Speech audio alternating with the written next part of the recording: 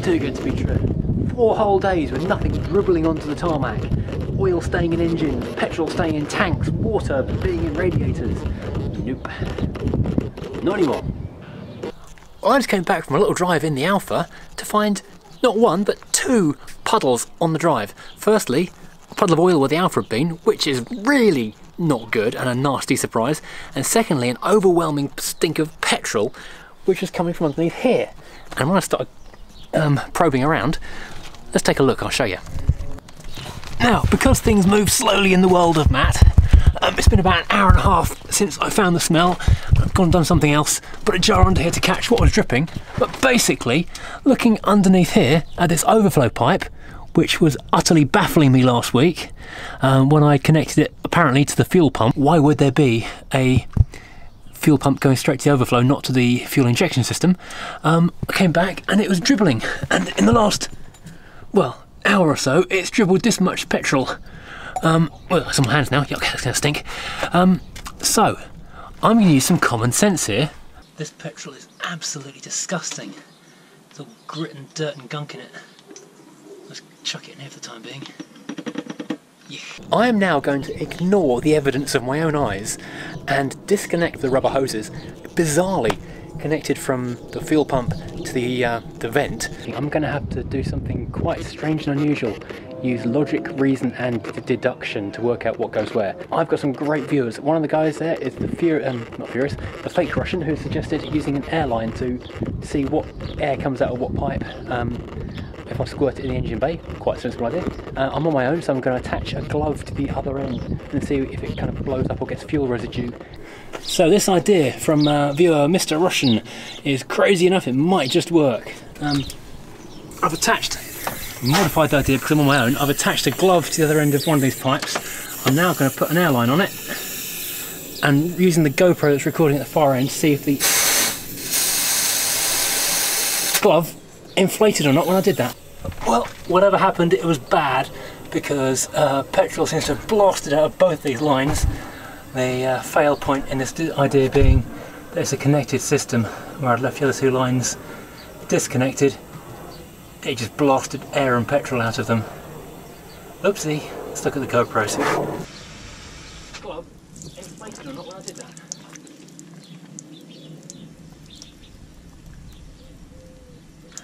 When I put fuel through the other end of the fuel injection feed line, what happened was petrol came out of this one. But it does mean I've got a good idea which line is which now. So I'm just looking at the front end of this car, the injection end, which I assume to be the inlet side, and this side which I assume to be the outlet side, because this is straight through, it's hollow, there's no filter gauze in there. But using a little bit of logic here, and I don't do that very often, but if you look at these 2 pipes here, what I'm assuming to be the inlet is the top pipe, which goes down here and goes on, well, my left, it's the one more towards the centre of the car, and this one, which I'm thinking is the outlet, is the one which is more towards the outboard side of the car.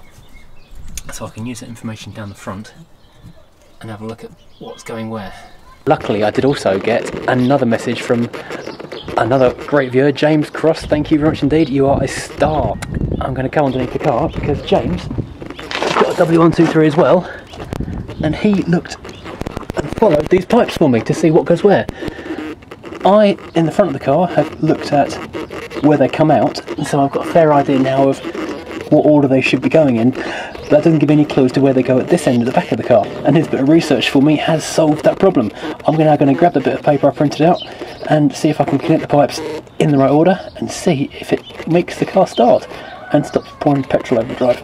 James makes these references looking from the rear of the car, looking forward. So first of all, I should be able to find on the far left side the brake line. Yes, I do. So that's for reference, I'm looking in the right way. Next one over is the one that runs to the weird vent just in front of the passenger wheel.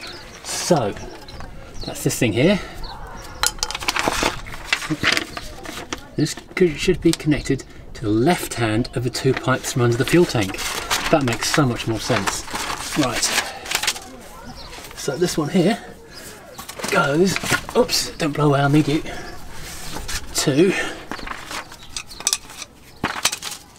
this thing here. I'll figure out how to connect that tight later on. Next, the next pipe to the right is a fuel return and should go to the right hand of the two connections under the fuel tank. Okay, that's that one there. And that, oh wait a minute, yeah. Yes, that's correct.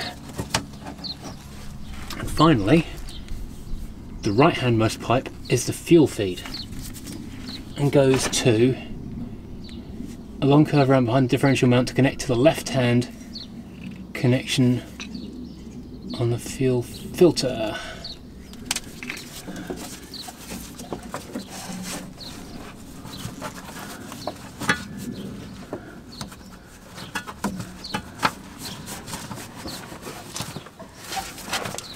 Oh, that's tight. This is a little bit short. So the rot was quite bad. I've had to cut this back a long way short. Oh, my. Yeah. That will need a longer pipe. This works. This will need a longer pipe at the other end to replace it. But in the meantime, let's just clamp it down and hope for the best. I suspect I've already drained most of the gallon of petrol I put in the other day over the driveway, but I'm going to go and crank it over. I think the fuel delivery line is still disconnected, so I'm going to crank it over and see if anything comes out the other end. You never know, it might. At least it will stop dribbling petrol across the floor, making a smell and upsetting my wife.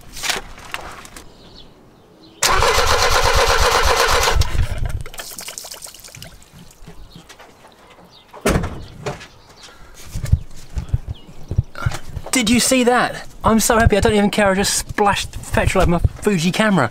That is awesome. That is so good. Right, I'm going to reconnect the fuel line and then see if it will start. Oh, I'm so happy. Okay, the car is in park. Handbrake is on. Because it's on a ramp, I don't want it to go through the fence. Let's see. Come on, car. Come on, car. Go, go, go, go, go, go, go, go, go, go, go, go, go. You must be getting petrol at this point. Why aren't you firing? Come on, why are you not firing? I know there's petrol, it just threw petrol over the engine.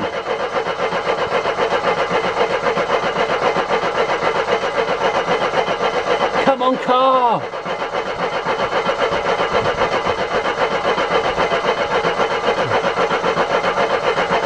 It's not even trying, is it?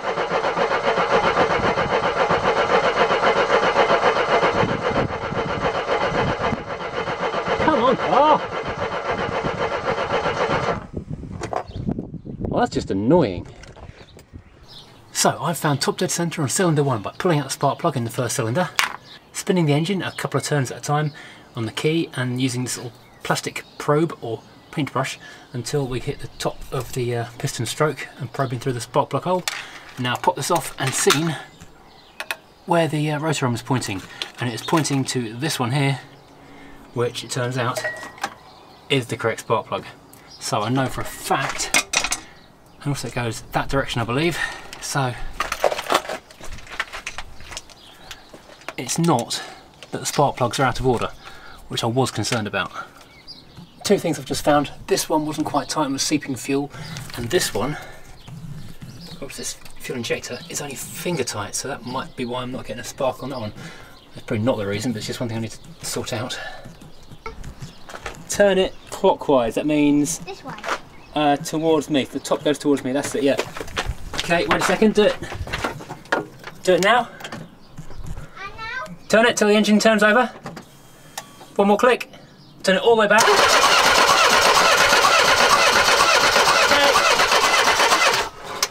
That was getting a good spark there, sounds good. You happy you did that? I suppose so. That was a solid spark and at the right time. So I've got fuel, I've got ignition, I'm assuming there's air going through, there's plenty of it around, so there's no reason this shouldn't be running, because those ignition modules, what I was worried about, if it's getting a spark, they're working. So why won't it start? I'm going to wrap this up here because otherwise we've got another 20 minutes of me going, oh God, and oh, I don't know, which is no fun for anyone to watch and not much fun for me to do either. But thanks for watching. If you want to see if this ever runs, then hit subscribe and catch up in a few days' time when I've hit it with a hammer or something. Guys who sent me information over, thank you so much. You are brilliant and I really appreciate your help. And yeah, I'll see you guys again soon. Thank you. Bye-bye.